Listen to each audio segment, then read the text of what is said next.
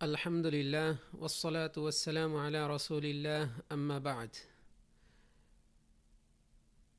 আল্লাহর আনুগত্যই সর্বশ্রেষ্ঠ গনিমত ও উপার্জন এবং তার সন্তুষ্টি অর্জনই সর্বোত্তম সাফল্য ও লক্ষ্য। জান্নাত কষ্টদায়ক বস্তু দ্বারা বেষ্টিত আর জাহান্নাম প্রবৃত্তি লালসা দ্বারা পরিবেষ্টিত। কেবলমাত্র কিয়ামতের দিনই আপনাদেরকে কর্মফল পূর্ণ মাত্রায় দেয়া হবে। অতঃপর যাকে জাহান্নাম থেকে দূরে রাখা হবে এবং জান্নাতে প্রবেশ করানো হবে সেই সফলকাম। হে মুসলমানগণ, রমজান ইবাদত ও তওবার মাস, নৈকট্য অর্জন ও প্রত্যাবর্তনের মাস, ইখলাস, বিনয়, সাজদা ও রুকুর মাস, সিয়াম ও কিয়ামের মাস, সৎকাজ, দয়া প্রদর্শন এবং কোরআন তেলাওয়াতের মাস। জেনে রাখুন, রমজান বিদায় নেয়ার উপক্রম হয়েছে, তার অতি সামান্যই অবশিষ্ট রয়েছে। এর প্রস্থান ও বিদায় নিকটবর্তী। হাই, যদি আমি জানতে পারতাম কে গ্রহণযোগ্য হয়েছে তাহলে তাকে অভিবাদন জানাতাম, আর কে প্রত্যাখ্যাত হয়েছে তাকে সান্ত্বনা দিতাম।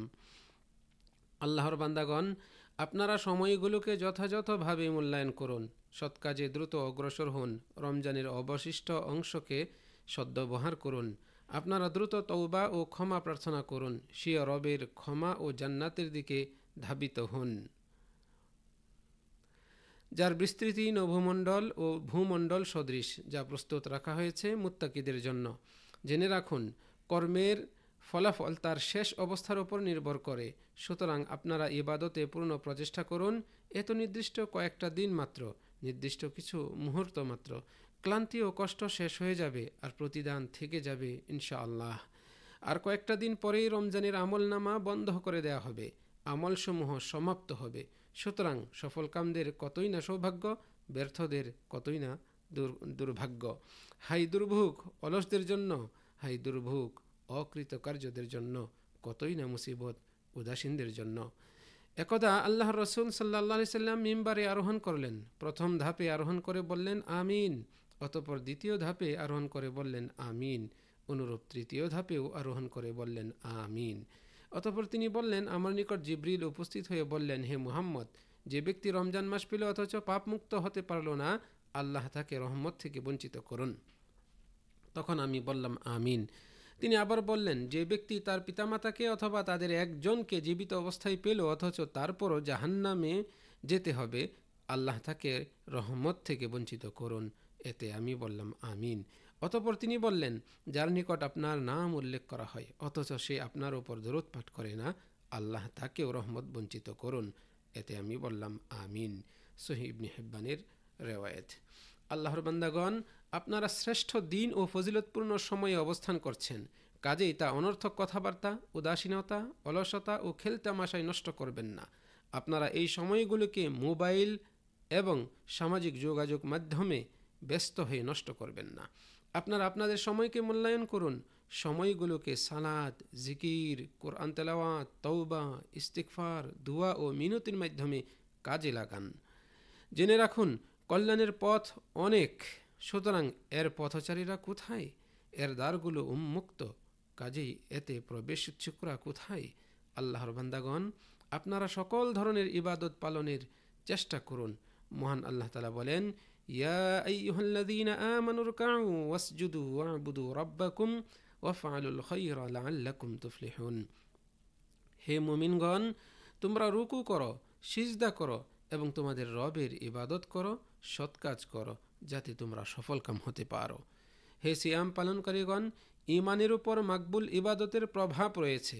অন্তর ও হৃদয়ে তার প্রভাব হলো, তা নিয়তকে পরিশুদ্ধ করে, আত্মাকে পবিত্র করে এবং তাকওয়া ও একনিষ্ঠতা ও মহান আল্লাহর ভীতি তৈরি করে।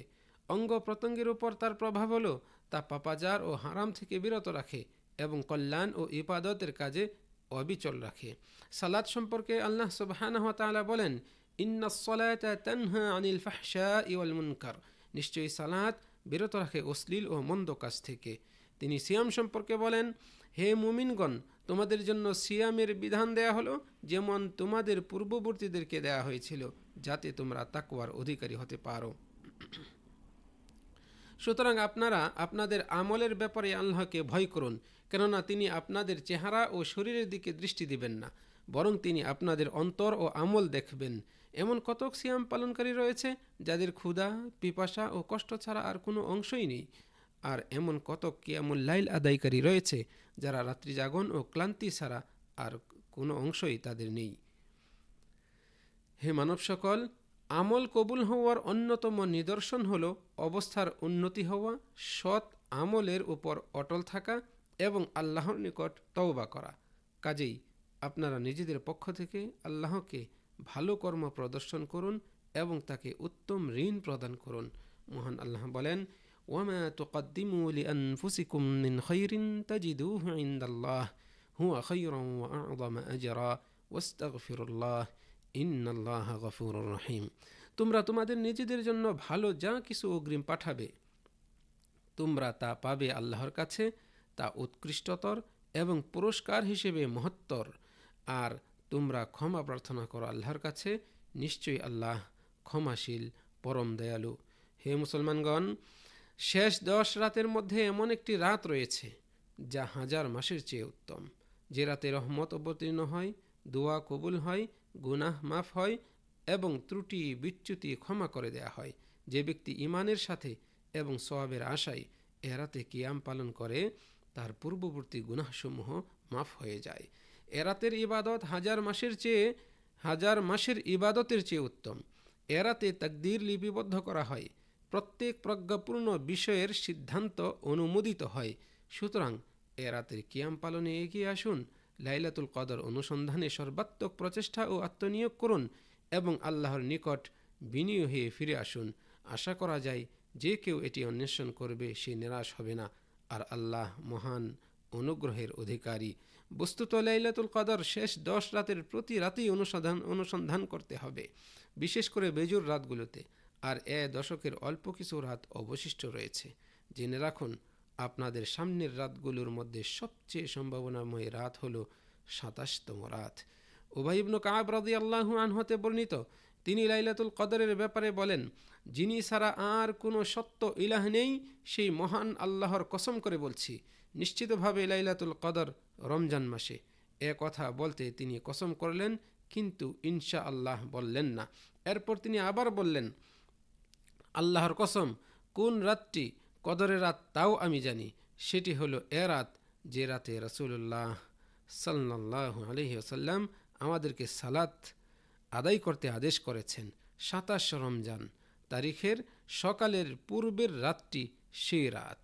আর ওই রাতের আলামত বা লক্ষণ হলো, সে রাত শেষে সকালে সূর্য উদিত হবে, তা উজ্জ্বল হবে, কিন্তু সে সময় তার কোনো তীব্র আলোকরশ্মি থাকবে না। সহিহ মুসলিমে রয়েছে এই রিওয়ায়াতটি। আব্দুল্লাহ ইবনে উমর রাদিয়াল্লাহু আনহু হতে বর্ণিত, তিনি বলেন, রাসূল সাল্লাল্লাহু আলাইহি সাল্লাম বলেছেন, যে ব্যক্তি লাইলাতুল কদর অন্বেষণ করবে সে যেন রমজানের 27 রাতে তা অন্বেষণ করে। তিনি আরও বলেন, তোমরা তা 27 রাতে অনুসন্ধান করো, অর্থাৎ কদরের রজনী। মুসনাদে আহমদের রিওয়ায়াত। সুতরাং এ রাতের কিয়াম পালনে এগিয়ে আসুন, লাইলাতুল কদর অনুসন্ধানে সর্বাত্মক প্রচেষ্টা ও আত্মনিয়োগ করুন এবং আল্লাহর নিকট বিনয়ী হয়ে ফিরে আসুন। হে মানব সকল, আল্লাহ তাআলা এ মহিমান্বিত মাসের শেষে যাকাতুল ফিতর তথা ফিতরা আদায়ের বিধান দিয়েছেন। এটা প্রত্যেক মুসলমানের ওপর ওয়াজিব, যার নিকট নিজের ও তার পরিবারের জন্য ঈদের দিন ও রাতের খাদ্য থেকে উদ্বৃত্ত থাকে। নারী, পুরুষ, ছোট বড়, ধনী গরিব, প্রত্যেক মুসলিমের পক্ষ থেকে তা আদায় করতে হবে।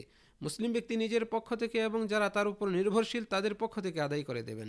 ফেতরা পাওয়ার হকদার তারা যারা জাকাতের হকদার। এর পরিমাণ হলো 1 সা গম, খেজুর, জব, কিশমিশ বা পনির, অথবা এর বিকল্প হিসেবে নিজ দেশের প্রধান খাদ্য থেকে, যেমন চাল, আটা ইত্যাদি।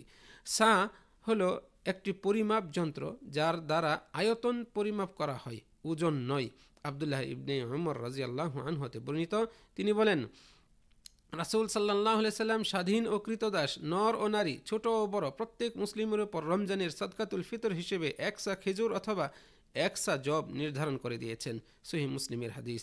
আল্লাহর বান্দাগণ, আল্লাহ তাআলা যাকাতুল ফিতরের বিধান দিয়েছেন রোজাদারদেরকে তাদের অনর্থক কথাবার্তা ও পাপ থেকে পবিত্র করার জন্য। এটা শরীরের জন্য যাকাত স্বরূপ এবং ঈদের দিনে অসহায়দের জন্য খাদ্য ও গরিবদের জন্য সহানুভূতি স্বরূপ। রমজান মাসের শেষ দিনে সূর্যাস্তের পর থেকে ফিতরা ওয়াজিব হয়ে যায়, তবে ঈদের দিন ঈদের নামাজের আগে তা আদায় করা সুন্নত এবং ঈদের 1 বা 2 দিন আগে বের করা জায়েজ। যে ব্যক্তি বিনা উজরে ঈদের সালাতের পর পর্যন্ত তা আদায়ে বিলম্ব করে সে গুনাহগার হবে, তদুপরি তা আদায় করে দেয়া আবশ্যক। ইবনে আব্বাস রাদিয়াল্লাহু আনহু হতে বর্ণিত, তিনি বলেন, রাসূল সাল্লাল্লাহু আলাইহি সাল্লাম যাকাতুল ফিতর ফরজ করেছেন অশ্লীল কথা ও বেহুদা কাজ থেকে সোমকে পবিত্র করতে এবং মিসকিনদের খাদ্যের ব্যবস্থার জন্য। যে ব্যক্তি ঈদের সালাতের পূর্বে তা আদায় করে সেটা যাকাতুল ফিতর হিসেবে গৃহীত হবে, আর যে ব্যক্তি সালাতের পরে আদায় করে তা সাধারণ দান হিসেবে গণ্য হবে। সুনানে আবু দাউদের হাদিস। আল্লাহ তাআলা আমাকে ও আপনাদেরকে তার পছন্দনীয় ও সন্তোষজনক কাজের তৌফিক দান করুন এবং আমার ও আপনাদের থেকে সৎ আমলগুলো কবুল করুন। আল্লাহ তাআলা আমাকে ও আপনাদেরকে তাদের অন্তর্ভুক্ত করুন যারা বক্তব্য শ্রবণ করে তার উত্তম অংশের অনুসরণ করে, তারাই আল্লাহর পক্ষ থেকে হেদায়েতপ্রাপ্ত এবং তারাই প্রকৃতপক্ষে বিচক্ষণ।